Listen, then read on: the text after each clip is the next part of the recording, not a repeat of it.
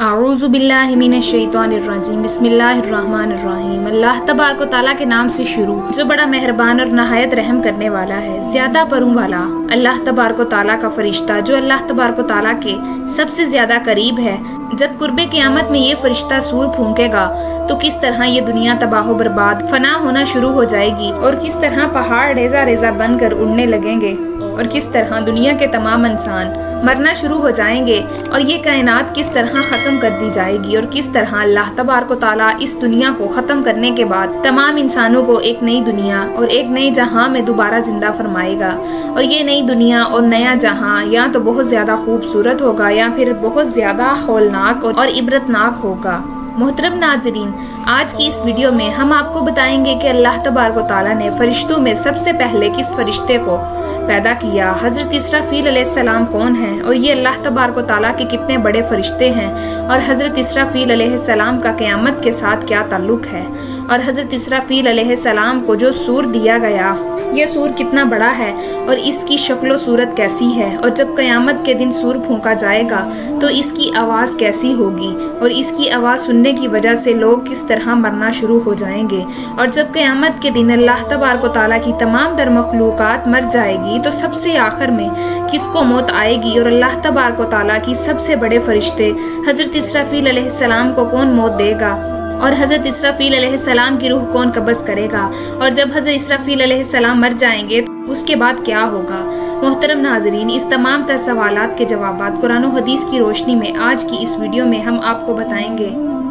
ऐसा आपसे गुजारिश है कि हमारी इस वीडियो को एंड तक ज़रूर देखिएगा। मोहतरम नाजरीन, अल्लाह तबारक व तआला के तमाम फरिश्ते अल्लाह तबारक व तआला की नूरानी मखलूक हैं जिनको नूर से पैदा किया गया और ये ख़ता से पाक होते हैं और तमाम फरिश्ते अल्लाह तबारक व तआला के हुक्म के पाबंद होते हैं। ये अपनी मर्जी से कोई भी काम नहीं करते। फरिश्तों पर ईमान लाना हर मुसलमान पर फ़र्ज है। इन पर ईमान लाए बगैर किसी भी मुसलमान का ईमान मुकम्मल नहीं हो सकता। फरिश्तों पर ईमान लाना ईमान बिल मलाइका कहलाता है। वैसे तो अल्लाह तबारक व तआला ने बेशुमार फरिश्तों को पैदा फरमाया। सुबह शाम बेशुमार फरिश्ते पैदा होते हैं जो हर वक्त अल्लाह तबारक व तआला की हम्दो सना और इसकी तस्बीह बयान करते हैं। लेकिन अल्लाह तबारक व तआला के 4 ऐसे बड़े फरिश्ते हैं जिनको खास अल्लाह तबारक व तआला का कुर्ब हासिल है, जिनके नाम हज़रत इसराफील अलैहिस्सलाम, हज़रत जिब्राईल अलैहिस्सलाम, हज़रत मीकाईल अलैहिस्सलाम और हज़रत इज़राईल अलैहिस्सलाम है। इन 4 बड़े फरिश्तों में से सबसे बड़े फरिश्ते हज़रत इसराफील अलैहिस्सलाम। हज़रत इसराफील अलैहिस्सलाम को हज़रत इसराफील अलैहिस्सलाम इस वजह से कहा जाता है क्योंकि आप सबसे बड़े फरिश्ते हैं और आपके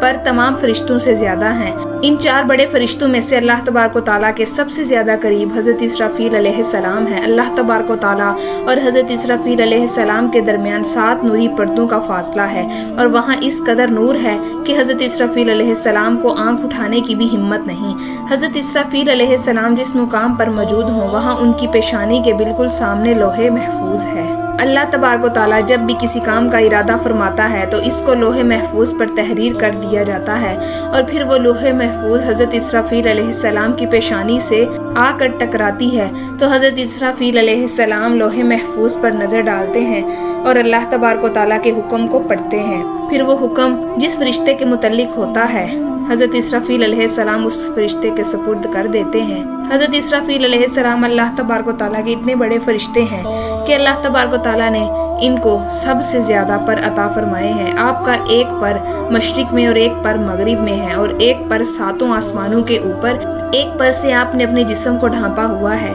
अल्लाह तबारक व तआला के हुक्म को दूसरे फरिश्तों तक पहुंचाने के अलावा हज़रत इसराफील अलैहिस्सलाम के जिम्मा सूर फूंकना है। रवायात में आता है कि जब अल्लाह तबारक व तआला ने आसमानों को तख्लीक फरमाया तो उसके बाद अल्लाह तबारक व तआला ने सूर को पैदा फरमाया और इस सूर को पैदा फरमाने के बाद हज़रत इसराफील अलैहिस्सलाम के सुपुर्द कर दिया। जब से अल्लाह तबारक व तआला ने हज़रत इसराफील अलैहिस्सलाम को पैदा फरमाया तब से लेकर क़यामत तक हज़रत इसराफील अलैहिस्सलाम इस सूर को अपने मुंह पर रखे हुए हैं और अल्लाह तबारक व तआला के हुक्म के मुंतज़िर हैं कि कब अल्लाह तबारक व तआला का हुक्म आएगा और हज़रत इसराफील अलैहिस्सलाम सूर फूंकेंगे। अब बात करते हैं कि सूर की शक्ल और सूरत कैसी है और इसके बारे में रवायात में आता है कि सूर एक सींग की शक्ल की मानिंद है।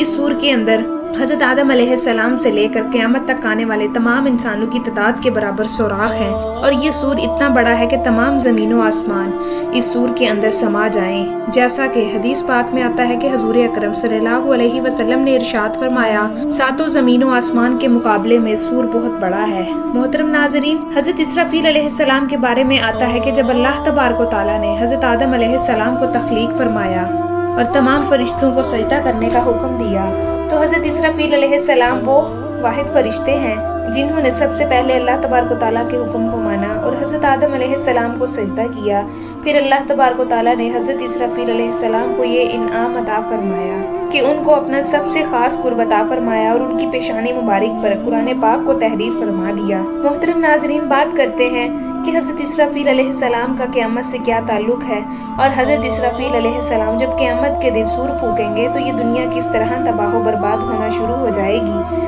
اللہ تبارک و تعالیٰ نے اپنے 4 بڑے فرشتوں کو کسی نہ کسی مقصد کے لیے پیدا فرمایا، جیسا کہ ملک الموت کو تمام انسانوں کی روحوں کو قبض کرنے کے لیے پیدا فرمایا، اور اسی طرح حضرت میکائیل علیہ السلام کے سپرد بارش برسانا، ہواؤں کو چلانا اور دیگر معاملات کو سنبھالنا، اور حضرت جبرائیل علیہ السلام کے سپرد تمام انبیاء کرام تک اللہ تبارک و تعالیٰ کے پیغام کو پہنچانا اور وہی پہنچانا ہے، اور لشکروں کی مدد کرنا۔ اور اسی طرح اللہ تبارک و تعالیٰ نے حضرت اسرافیل علیہ السلام کو بھی ایک خاص مقصد کے لیے پیدا فرمایا ہے، اور وہ یہ ہے کہ قیامت کے دن حضرت اسرافیل علیہ السلام اللہ تبارک و تعالیٰ کے حکم کے مطابق جب سور پھونکیں گے تو قیامت قائم ہو جائے گی۔ روایات میں آتا ہے کہ جب قرب قیامت میں تمام بڑی نشانیاں مکمل ہو جائیں گی اور قیامت کے قائم ہونے میں 40 سال باقی رہ جائیں گے، تو اس وقت اللہ تبارک و تعالیٰ روئے زمین میں ایک ٹھنڈی اور میٹھی ہوا چلائے گا جو مؤمنین کی بغلوں کے نیچے سے گزرے گی، جس سے تمام تر مسلمان مر جائیں گے، اور اس کے بعد علم کو اٹھا لیا جائے گا، اور اس روئے زمین پر صرف کافر اور مشرک لوگ باقی رہیں گے جو اس دنیا کے اندر 40 سال تک رہیں گے۔ جب تک قیامت کے قائم ہونے میں 40 سال باقی رہ جائیں گے، اس وقت یہ کافر مشرک لوگ اس روئے زمین کے اوپر 40 سال تک زندہ رہیں گے، اور یہ لوگ جانوروں کی طرح سڑکوں کے اوپر زنا کریں گے، اور ہر طرف جہالیت کا دور دورہ اور کفر و شرک کا دور دورہ ہوگا، اور کوئی بھی اللہ تبارک و تعالیٰ کا نام لینے والا موجود نہ ہوگا۔ اس کے بعد جب قیامت کا وقت قریب آ جائے گا تو اللہ تبارک و تعالیٰ حضرت اسرافیل علیہ السلام کو سور پھونکنے کا حکم دیں گے۔ حضرت اسرافیل علیہ السلام سور پھونکیں گے اور اس دنیا کی تباہی شروع ہو جائے گی۔ شروع میں اس سور کی آواز بہت ہی زیادہ سریلی اور میٹھی ہوگی، جس کو تمام لوگ کان لگا کر سنیں گے۔ آہستہ آہستہ یہ آواز ہولناک اور دردناک ہوتی چلی جائے گی۔ یہ آواز اس قدر تیز اور ہولناک ہو جائے گی جس سے لوگوں کے کانوں کے پردے پھٹنا شروع ہو جائیں گے اور دماغ پھٹنے لگیں گے اور لوگ ہلاک ہونا شروع ہو جائیں گے۔ آہستہ آہستہ یہ آواز اس قدر تیز ہو جائے گی کہ زمین پھٹ جائے گی اور پہاڑ ریزہ ریزہ بن جائیں گے اور ہوا بن کر اڑنے لگیں گے، اور اس طرح آہستہ آہستہ اس دنیا کی ہر چیز کو فنا کر دیا جائے گا۔ محترم ناظرین، جب اس دنیا کو فنا کر دیا جائے گا اور اس روئے زمین پر کوئی بھی چیز باقی نہ رہے گی، تو اس وقت اللہ تبارک و تعالیٰ کی ذات پر اللہ تبارک و تعالیٰ کے 4 مقرر فرشتے باقی رہ جائیں گے۔ اس وقت اللہ تبارک و تعالیٰ حضرت اسرافیل علیہ السلام سے پوچھے گا کہ اب کون باقی ہے، تو حضرت اسرافیل علیہ السلام اللہ تبارک و تعالیٰ کی پاک بارگاہ میں عرض کریں گے کہ یا رب العالمین، تیری پاک ذات جو ہمیشہ باقی رہنے والی ہے وہ باقی ہے، اور حضرت اسرائیل علیہ السلام اور حضرت میکائیل علیہ السلام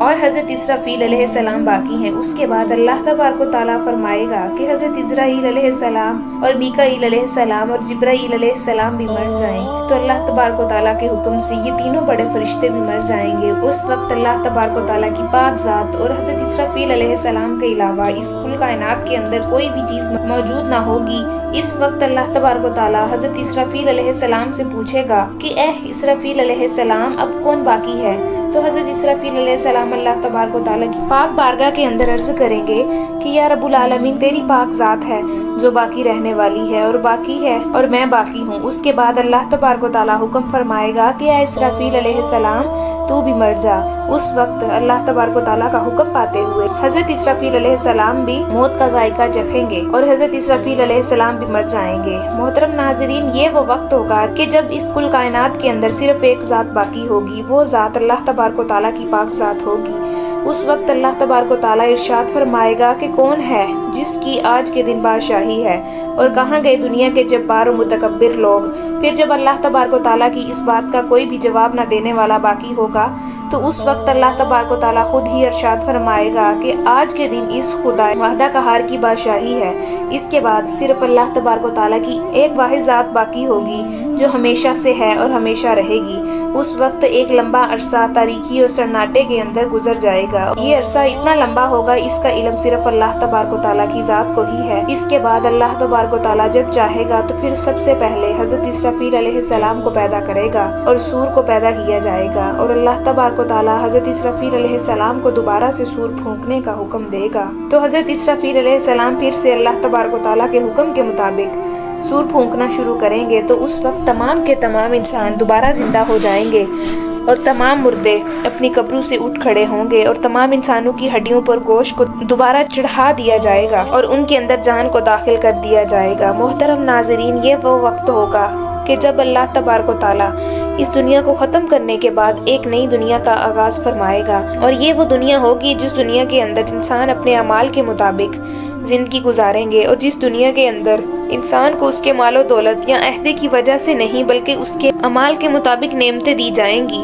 اس طرح جب دوسری مرتبہ سور پھونکا جائے گا تو تمام لوگ ننگے بدن اپنی قبروں سے اٹھ کھڑے ہوں گے اور میدان محشر کی طرف بھاگنا شروع کر دیں گے۔ یہ وہ دن ہوگا جب تمام لوگ ایک ہی منزل کی طرف رواں دواں ہوں گے، اور وہ میدان حشر ہوگا، اور جب تمام کے تمام لوگ میدان حشر میں جمع ہو جائیں گے، اس کے بعد حساب و کتاب کا سلسلہ شروع ہوگا، اور اللہ تبارک و تعالیٰ اپنے شایان شان میدان محشر کے اندر جلوہ افروز ہوگا۔ اس وقت اللہ تبارک و تعالیٰ ارشاد فرمائے گا کہ اے مجرموں، آج کے دن الگ الگ ہو جاؤ۔ اس دن تمام لوگ دو گروہوں کے اندر تقسیم ہو جائیں گے۔ ایک طرف وہ گروہ ہوگا کہ جنہوں نے ساری زندگی اللہ تبارک و تعالیٰ کی فرما برداری کے اندر گزاری اور اللہ تبارک و تعالیٰ کے احکامات کی پابندی کی اور اللہ تبارک و تعالیٰ کی محبت کے اندر اپنی زندگی کو گزارا، اور دوسری طرف وہ لوگ ہوں گے جنہوں نے ساری زندگی عیش و عشرت اور اللہ تبارک و تعالیٰ کی نافرمانیوں کے اندر گزاری۔ اس کے بعد اللہ تبارک و تعالیٰ جس سے چاہے گا